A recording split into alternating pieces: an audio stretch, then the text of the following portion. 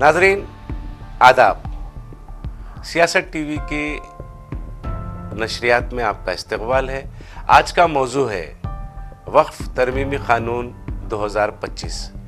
इस क़ानून के निफाज के बाद से मुसलमानों में काफ़ी बेचैनी और इज़्तिराब की कैफियत है। नाज़रीन, बड़े पैमाने पर मुसलमान एहतजाज का मंसूबा बना रहे हैं और अल्लाह के नाम पर वक्फ जायदादों की गई जायदादों की हिफाजत के लिए मुसलमान मंसूबा साजी कर रहे हैं, जिद्दोजहद और एहतजाज की तैयारी कर रहे हैं। पेश है इसी खुसूस में आज की ये रिपोर्ट। मुल्क में बढ़ती महंगाई, रुपए की कदर में तेज़ी के साथ गिरावट और अमेरिका की जानिब से दरामदात पर महसूलात में बेतहाशा इजाफा, बेरोज़गारी में इजाफा, अर्शियाए खुर्दनोश की बढ़ती कीमतों के दरमियान आज सारे मुल्क में एक कोहराम मचा हुआ है कि बीजेपी के ज़ेर इख्तिदार एनडीए की मरकज़ी हुकूमत ने पार्लियामेंट के दोनों ऐवानों में वक्फ तरमीमी बिल 2024 को मंजूर करवा लिया है। मगर ताज्जुब की बात यह है कि बीजेपी से मुसलमानों ने हमदर्दी की उम्मीद रखी थी और फिर वक्फ तरमीमी बिल की मंजूरी के बाद मुसलमान आहो बुका को लग गए। हिंदुस्तान की तारीख़ में मुसलमानों के लिए 2 अप्रैल 2025 एक ऐसा दिन है जिसे शायद आने वाली नस्लें भी इसको याद रखेगी। हिंदुस्तान को आज़ादी दिलाने के बाद हिंदुस्तान में मसावियाना हुकूक़ के लिए जो दस्तूर बना था, उस दस्तूर के बनाने में हमारी हिस्सेदारी रही और हम यहाँ के बराबर के शहरी माने गए और उस पर अमल भी करते रहे। मगर आज वक्फ बोर्ड का जो बिल पास हुआ है वो दरअसल हमारी दस्तूरी ज़मानतों को छीनने वाला और अलैलान हमको दूसरे दर्जे का शहरी बनाने वाला बिल है। इसमें हमारी शिनाख्त बहैसियत मुसलमान, हमारी शिनाख्त बहैसियत हिंदुस्तानी शहरी, हमारी शिनाख्त बहतर इंसान, ये सारे चीज़ें हमसे छीन ली जा रही हैं। हमें यहाँ अजनबी बनाकर रखने का फ़ैसला कर लिया गया है और ये बिल की कामयाबी में जो ट्रैप किया गया है मुसलमानों को, वो मुसलमान इसको समझते हुए भी कुछ करने के काबिल नहीं रहे और वो सेकुलर शख्सियतें जिनको मुसलमान अपना समझ कर वोट देता रहा, उनकी अपनी कमज़ोरियों की वजह से ये बिल पास हुआ है। इस वक्त मुसलमान इंतहा से ज़्यादा गमगीन और एक लिहाज से नाउम्मीद तो नहीं मगर एक मुस्तकिल मुसलसिल कशमकश के लिए तैयारी करने के लिए मजबूर है। वो ऐसा तो नहीं कि भाई अपनी शिनाख्त और बक़ा को खो देगा, ऐसा नहीं है, मगर उसके सामने एक लंबी तवील लड़ाई है, उसको कैसे लड़ना है इसको सोचना पड़ेगा। अब रहा ये बात कि सेकुलरिज्म क्या है, दस्तूर क्या है, इसको तो अब परे डाल दीजिए। कोई आदमी ज़बान से सेकुलर बताए, अब उस पर भरोसा नहीं किया जा सकता। तो अब मुसलमानों के सामने है क्या करना है उसको? क्या उसको दस्तूर को बचाने के लिए आगे बढ़ना पड़ेगा? इसी तरह जैसे आज़ादी की जंग लड़ी गई, उसको सामने आना पड़ेगा। बीजेपी तो यही चाहती है कि मुसलमान सड़कों पर आए और मुसलमान जब सड़कों पे आए तो बाबरी मस्जिद के बाद जो हाल हुआ था वैसा ही हाल इनका कर दिया जाए और उनकी अपनी हिंदुत्व जो है, हिंदू मुस्लिम मामले को तवील तौर पे देकर उनकी अपनी इक़्तिदार का दवाम बाकी रखा जाए। क्या मुसलमान इसके लिए तैयार है? हाँ, मुस्लिम पर्सनल लॉ बोर्ड और दूसरी दीगर तंजीमें शायद इसके लिए गौर भी करेंगे और एहतजाज करना तो मुसलमान का हक़ है, वो तो एहतजाज करेगा। मगर एहतजाज करने में आया वो सारी जमातें जो आज बिल की तायीद की हैं, क्या वो मुसलमान के साथ खड़ी रहेंगी? ये सबसे बड़ा सवाल है। क्या वो मुसलमान वहाँ भी अकेला होगा? ये बातें हमें मालूम होंगी जब एहतजाज पे हम जाएंगे। دوسرا مسئلہ ہمارا یہ ہے کہ کیا ہم اس کو عدلیہ میں پیش کریں؟ بالکل عدلیہ میں بھی لے جائیں گے، مگر عدلیہ سے اس کا فیصلہ کب ہوگا؟ اس کا فیصلہ ہونے میں طویل مدت لگ جائے گی، تو تب تک ہماری زمینیں، مسجدیں، مدرسے، خانقاہیں، قبرستان کیا باقی رہیں گے یا وہ بھی مسمار ہو جائیں گے؟ جیسا کہ بابری مسجد کو توڑ دیا گیا تھا۔ اس کے بعد اگر فیصلہ کرنے کی نوبت آئے گی سپریم کورٹ کو، تو کہے گی بھائی کس پہ فیصلہ کریں، کوئی چیز تو تمہاری ہے ہی نہیں۔ تو وہ راستہ بھی ہمارے لیے ایسا ہے کہ احتجاج کا راستہ بھی ایسی ہے۔ تو اس مرحلے پہ مسلمان علماء کو، مسلمان دانشوروں کو، مسلمانوں کو بیٹھ کر اس پورا ایک منصوبہ بنانا پڑے گا کہ ہمیں کرنا کیا ہے، اور اس کے لیے لازمی بات ہے کہ حالات کے اعتبار سے ایک چھوٹا منصوبہ بھی ہو، بڑا منصوبہ بھی ہو، طویل منصوبہ بھی ہو، مختصر منصوبہ بھی ہو۔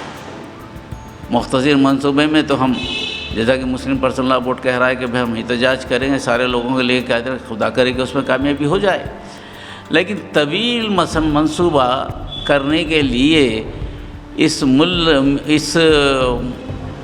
قوم کو ملت بننا پڑے گا، مذاہب سے نکل کر دین کی طرف آنا پڑے گا۔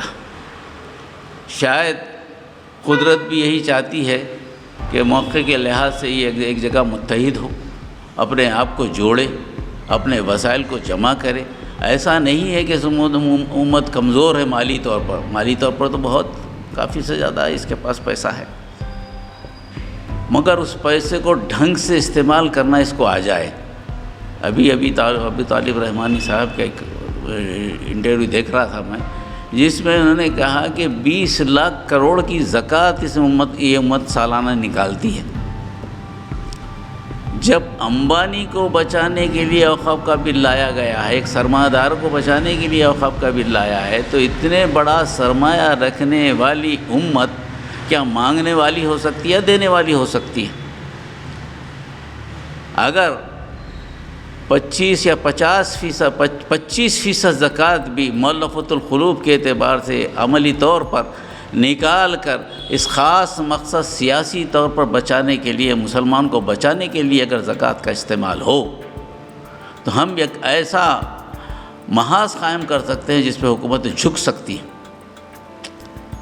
مگر اس کے بجائے ہم ایسی لڑائی لڑیں جس میں ہمارا کوئی ہتھیار ہی نہیں ہے، ہمارا کوئی پوچھنے والا ہی نہیں ہے۔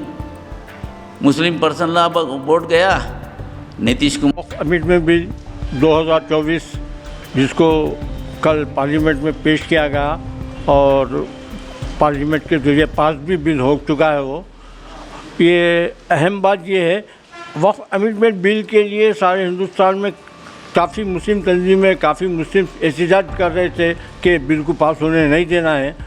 تو ایک سوال آ رہا کہ بھئی یہ حکومت کیا کہ مسلم کے فائدے کے لیے وقف امنڈمنٹ بل لا رہی ہے، کیونکہ وقف بورڈ کی اجازتوں پر کافی مسلمس کے بڑے بڑے لیڈرز اور سیاستداں اور مذہبی لوگ قابض کر کے بیٹھے ہوئے، عام آدمی تک یہ نہیں پہنچ رہا، اس کے لیے ہم یہ بل لا رہے ہیں بول کے۔ سوال یہ نہیں ہے کہ یہ بل لایا گیا ہے اور کیوں لایا جا رہا ہے، سوال یہ ہے کہ جب سے 2014 سے لے کر جب سے بھارتیہ جنتا پارٹی حکومت اس ملک میں آئی ہے، اس نے کتنے مسلمان کے خلاف میں بل لے کر آئی، کتنے بل پاس کی۔ ای وی ایم کے ذریعے آنے والی یہ حکومت پچھلے 10 سال میں صرف اور صرف ایک ہی کام کرتی آئی کہ وہ اینٹی مسلم بل لے کے آنا، اینٹی مسلم ماحول بنانا، اور ہمیشہ سے اس ملک میں تشددانہ رویہ اپناتے ہوئے ملک کو برباد کرنے کی کوشش کری۔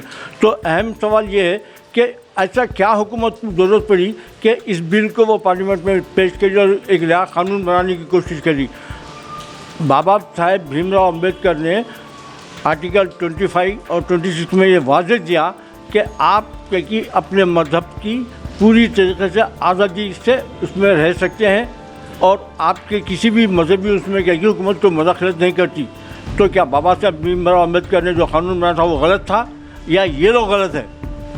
اہم بات یہ ہے کہ یہ تو خیر بل آ گیا ہے، لیکن جو سیاسی جماعتیں اس بل کی تائید کرنے میں آگے رہے، خاص کر چندر بابو نائیڈو اور نتیش کمار، ہم आंध्रा के मुसलमानों से अपील कर रहे हैं कि उनमें अगर जरी भी गैरत है, उनमें अगर ज़रा भी ईमान है, तो वो फौरी तेलुगु देशम पार्टी से इस्तीफ़ा दें। सियासी कायदी नहीं बल्कि उसका मामूली वर्कर भी अगर है, उसमें अगर ईमान है, तो वो क्या कि फौरी तेलुगु देशम से इस्तीफ़ा देना चाहिए और उस पार्टी के ख़िलाफ़ में एक ताकत बनाना चाहिए। जो सियासी कायदी इस्तीफ़ा दे रहे हैं वो लोग अपने तौर पर एक सियासी पार्टी बनाएं, लेकिन किसी भी सेकुलर के नाम से चलने वाली सियासी पार्टी का साथ ना देना चाहिए।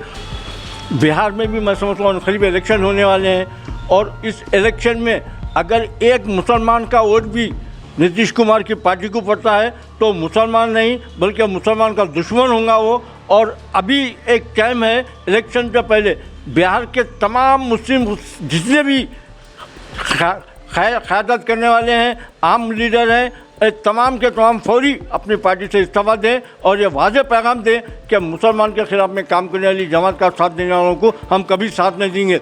ये आखिरी मौका है, इस मौके का पूरा फ़ायदा उठाओ, मुसलमान अपनी भरपूर एहतियात का सबूत दो और ये वाज़ेह पैगाम दो जो सेकुलर के नाम पर वोट मांगते हैं कि हम तुम्हारे तलवे चाटने वाले नहीं हैं, हम हक भी रखते हैं और अपनी बात को मनवाने की ताकत भी रखते हैं। इसका वाज़ेह पैगाम यही है कि वो हर मुसलमान चाहे वो मामूली पार्टी का वर्कर हो या एमएलए हो, एमपी हो, चेयरमैन हो, पूरे के पूरे एक ही वक्त में अपनी अपनी पार्टियों को इस्तीफ़ा दो और अपनी सियासी ताकत पैदा करो। सबसे पहले मुसलमानों को इस बात को अच्छी तरह समझ लेना चाहिए कि मरकज़ में बरसर इक़्तिदार सियासी जमात मुल्क में फ़िरक़ेवाराना कशीदगी को फ़रोग़ देने जा रही है। वो रियासतें जहाँ पर बीजेपी बरसर इक़्तिदार है वहाँ पर पहले ही से मुसलमानों को दूसरे दर्जे का शहरी होने का एहसास दिलाने के लिए यूनिफॉर्म सिविल कोड के निफाज का ड्रामा रचा जा रहा है। साल 2024 में बीजेपी ने सबका साथ सबका विकास के नारे के अलावा बहुत सारे वादों के साथ अपनी इंतखाबी मुहिम शुरू की। बीजेपी के पास लाल कृष्ण आडवाणी को छोड़कर कोई बड़ा चेहरा वजीर आजम के उम्मीदवार के लिए नहीं था। कहा जाता है कि आरएसएस के साथ बहुत सारे वादे हुए और एक उम्मीदवार तय हुआ। हालांकि उस वक्त के वजीर आला गुजरात की हैसियत से नरेंद्र मोदी दुनिया भर में काफ़ी बदनाम थे क्योंकि उनके सर पर गुजरात फसादात का इल्ज़ाम भी था। इसी का फ़ायदा उठाते हुए राष्ट्रीय स्वयं सेवक संघ ने नरेंद्र मोदी के नाम पर वजीर आज़म उम्मीदवार की मोहर जब्त कर दी, मगर अपनी शबीह को सेक्युलर के तौर पर पेश करते हुए नरेंद्र मोदी ने साल 2014 के आम इंतखाबात में ऐसी कोई बात नहीं की जिससे जाहिर हो कि वो मुल्क के किसी एक तबके के खिलाफ मुल्क की अक्सरियत को ला खड़ा करने वाले हैं। एक सोची समझी साजिश के तहत आरएसएस और बीजेपी ने मुनज़्ज़म मुहिम चलाई और मुल्क के तमाम बड़े सरमाएदारों के साथ साथ मीडिया भी इस मुहिम में पूरे जोश व खरोश के साथ शामिल हो गया। हिंदुस्तान दुनिया की अजीम जमहूरियत होने के बावजूद 2014 में एनडीए की हैसियत से इलेक्शन लड़ने वाली बीजेपी ने तन्हा जादुई नंबर हासिल कर लिया और बीजेपी मुल्क में पहली मर्तबा भारी तादाद के साथ पार्लियामेंट पर काबिज हो गई। साल 2014 में जैसे ही बीजेपी पूरी ताकत के साथ इख्तिदार में आई, सारे मुल्क में एक नए दौर का आगाज हो गया जिसको हुजूमी तशद्दुद यानी मॉब लिंचिंग के नाम से याद किया जाता है। मुख्तलिफ वजूहात को बुनियाद बनाकर मुसलमानों को बेरहमी के साथ ऐसी मारपीट का सामना करना पड़ा जिनसे उनकी जान चली गई। फिर मुल्क की सबसे बड़ी रियासत उत्तर प्रदेश में एक साल बाद बीजेपी ने इख्तिदार हासिल कर लिया। वहाँ पर रियासत की बागडोर योगी आदित्यनाथ के हाथों चली गई। योगी ने बहैसियत चीफ मिनिस्टर दस्तूर को बालाए ताक रखकर ऐसे तमाम फैसले किए जो किसी भी जमहूरी मुल्क में नाकाबिल कबूल माने जाते हैं। दरअसल मुसलमानों की आपसी तकसीम ने आरएसएस के एजेंडे को परवान चढ़ाया। मुल्क में हुकूमती सतह पर किए जाने वाले फैसलों में ज्यादातर वही फैसले हैं जिन्हें हम बबांग दहल हिंदुस्तानी आइन के खिलाफ कह सकते हैं। बीजेपी के पास अब कोई इलेक्शन मौजू इंतखाबात लड़ने के लिए बाकी नहीं रहा है। बीजेपी चाहती है कि वक्फ तरमीमी bill, एकसान civil code, NRC, CA जैसे मामलात में मुसलमानों को उलझा कर रख दे और हमारी इस उलझन को मुल्क की अक्सरियती आबादी को पोलराइज करने के लिए इस्तेमाल करे और उन्हें इस बात का एहसास दिलाए कि मुसलमानों के खिलाफ जो भी हो रहा है वो आरएसएस के उसी एजेंडे को नाफिज करने की कोशिश का हिस्सा है जिसका ख्वाब वो बरसों से देख रहे हैं। अस्सलाम वालेकुम, मेरा नाम मारिया आरिफुद्दीन है और मैं एक एक्टिविस्ट हूँ, एक एजुकेशनिस्ट हूँ।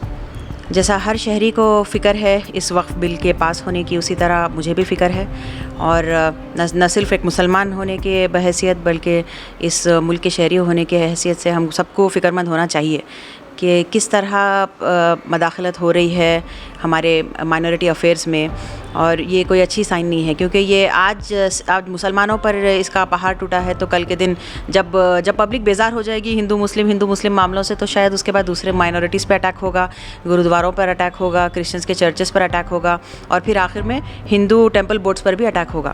تو یہ جو پریسیڈنٹ انہوں نے سیٹ کیا ہے کہ ریلیجیس بورڈز میں انٹرفیئرنس کا، وہ بالکل ہی صحیح نہیں ہے۔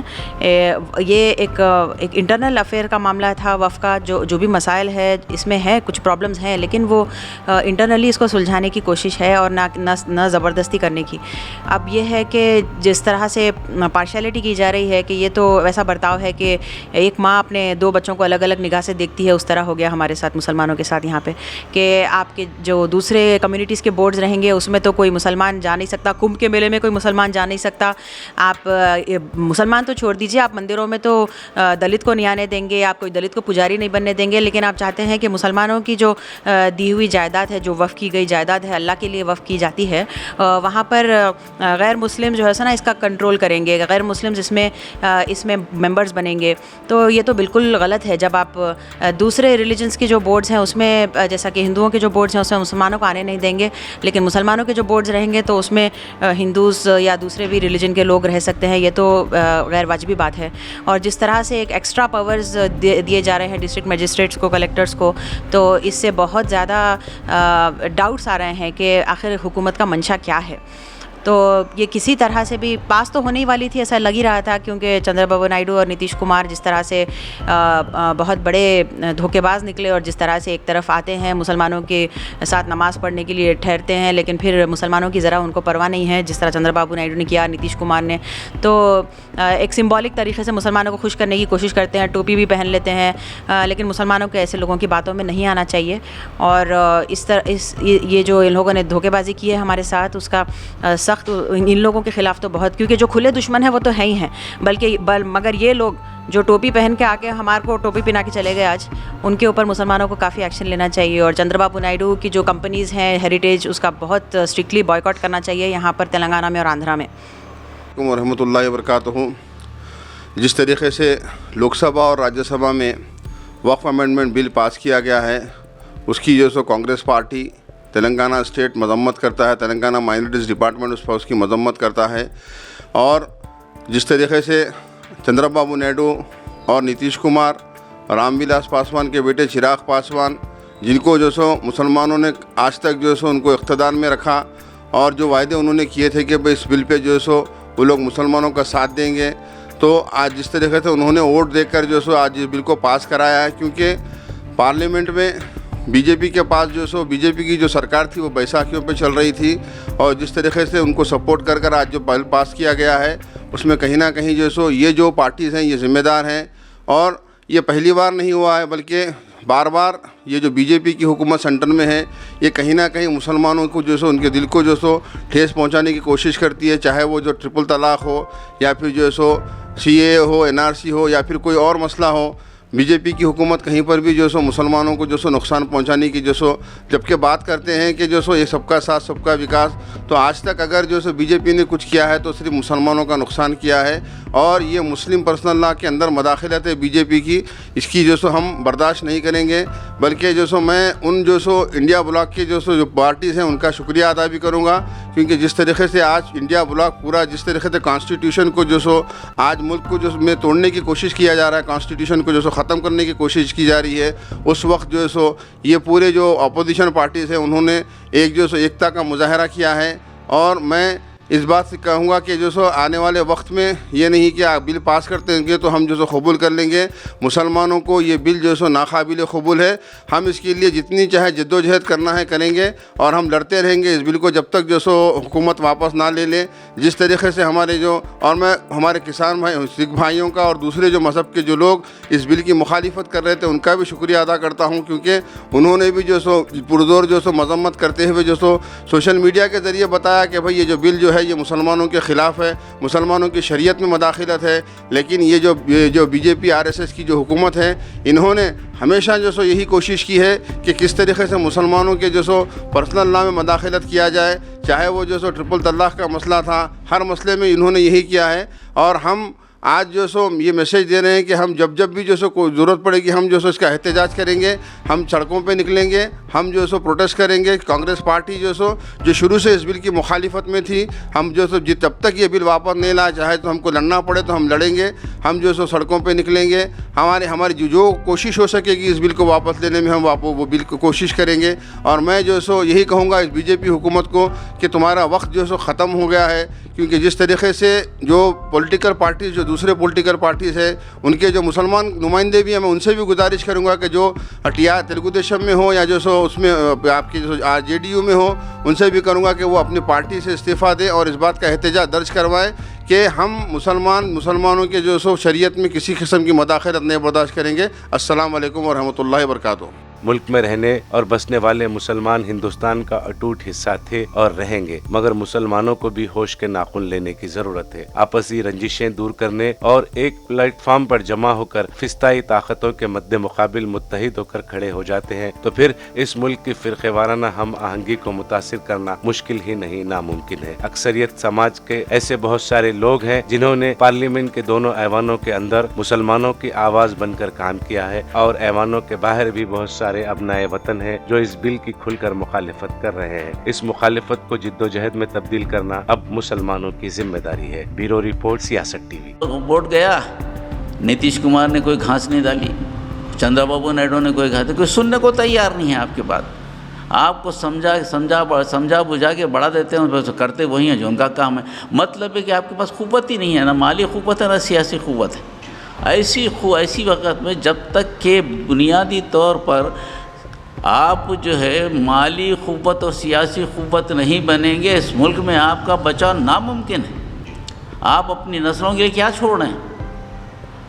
زکوٰۃ سے مدارس تو بنا لیا اور مدارس بھی محفوظ نہیں ہے. ہمارا کیا ہونا چاہیے؟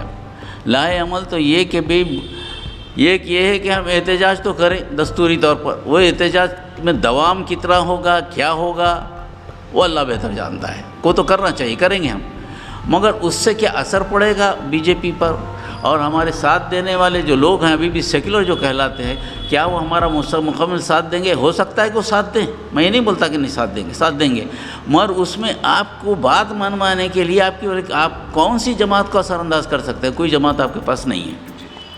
ایسی صورت میں آپ کو سیاسی طور پر مضبوط ہونے کے لیے آپ کو مالی طور پر, سیاسی طور پر آواز بننی پڑے گی. اور وہ آواز کب بن سکتے ہیں آپ؟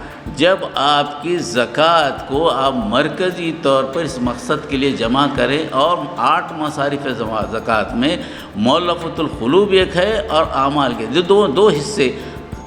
آپ 75% زکوٰۃ آپ اپنے لیے استعمال کریں, مگر 25% زکوٰۃ اس مقصد کے لیے استعمال کریں, تو آپ اندازہ کیجئے کہ آپ ایک ایسا فنڈ جمع کریں گے جس سے آپ سیاسی بقا کے لیے کوشش کر سکتے ہیں. آپ کے پاس کچھ ہے ہی نہیں. ایسے وقت میں آپ چاہے کتنا ہی نعرہ دیں, آپ کی عزت آپ کے لیے بظاہر عزت سے کام لیں گے, آپ کو لوگ اچھی طرح آپ کا استقبال کریں گے, مگر جیسی آپ گزریں گے وہ بولیں گے میرے مسائل یہ ہیں, میرے مسائل پہ زیادہ توجہ دینی پڑے گی, ان کے مسائل تو بعد میں آئیں گے. تو ہم کیوں نہیں ان کے مسائل کا حل بھی ہم بنیں؟ اگر آج ہم اس قابل ہوں کسی جماعت کو متاثر کرنے کے لیے, تو ہم جو ہے وہ کام کر سکتے ہیں. ایک طویل جد و جہد کی ضرورت ہے, اس کے لیے بیٹھنا پڑے گا. اگر اب نہیں بیٹھیں گے تو ہم آنے والی نسل کے لیے بہت برا میدان چھوڑ رہے ہیں, جس میں ان کی بقا کا مسئلہ. ایک تو تعلیمی پالیسی ختم ہو رہی ہے, دوسرا آپ سے اپنے مال و دولت چھینی جا رہی ہے, تیسری آپ سے آپ کی پہچان چھینی جا رہی, چوتھی آپ کی عبادت گاہیں چھینی جا رہی, پانچویں آپ کی عبادت کرنے کے طریقے پر بھی اعتراض ہو رہا ہے. تو آپ کی شناخت کیا رہے گی؟ اس کے لیے آپ کو کوشش کرنی پڑے گی, آپ کے لوگ بیٹھنا پڑے گا, اور اس کے لیے لاہے عمل تیار کرنا پڑے گا.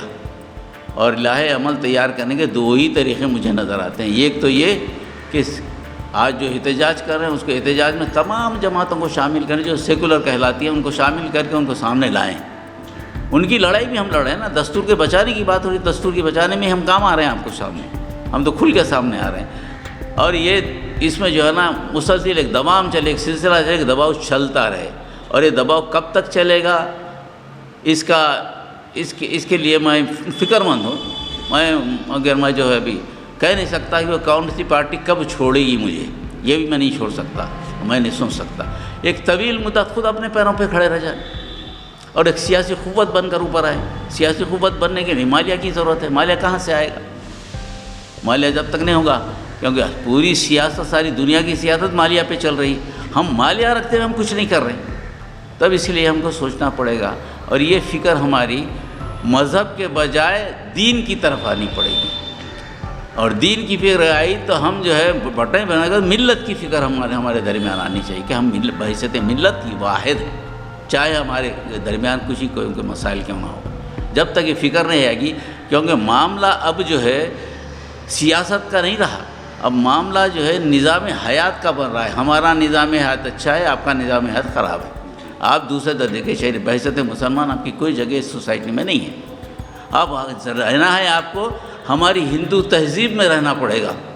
تو معاملہ بدل گیا نا، معاملہ تو دستور سے ہٹ گیا. دستور کہاں ہے؟ دستور کی بات تو کرتے ہیں مگر دستور پہ عمل کا ہے. اور تو معاملہ کھل کے سامنے آ گیا ہے.